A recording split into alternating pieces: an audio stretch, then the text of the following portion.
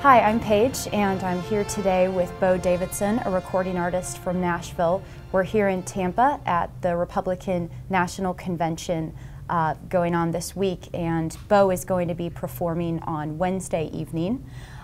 So here to ask him a couple of questions. Can you tell us, first of all, how you were invited to perform here?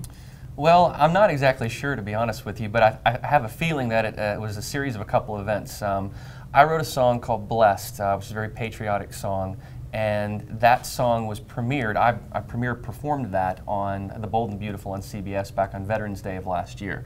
And so after that, back in April, I think, of this year, I went to D.C., met with a bunch of congressmen through a mutual friend of mine, as well as the fact that I host 4 pageants in the Miss USA system. So Louisiana, Alabama, North Carolina, and South Carolina. So most of the congressmen that I met were from those states. As a result of that, my buddy showed a bunch of these congressmen the song, since he had judged the pageant where I was hosting. He said, you know, you guys got to hear this song, and they became very inspired by that. So I was kind of encouraged to reach out and continue getting the song out there and getting some eyes and ears on it, and I created a music video for it, which was released on July 4th. And then I got in touch with the campaign, the Mitt Romney campaign, and they decided to put me as an advisory board member on a coalition called Young Americans for Romney.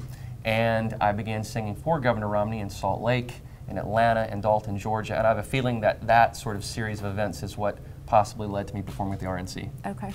Have you been involved in politics before, and why did you decide to support Romney? Not at all really before. I've always been conservative in my beliefs, but I just felt like in this particular cycle that this was a critical time in our country.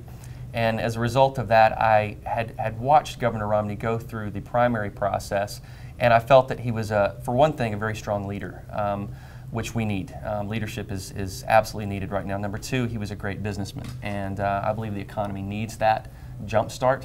And I felt that he had a plan, a really strong vision of this country, and I felt that it was kind of necessary for me, not just as a performer, but as a citizen, to sort of speak out and feel and tell people why I felt the way that I did.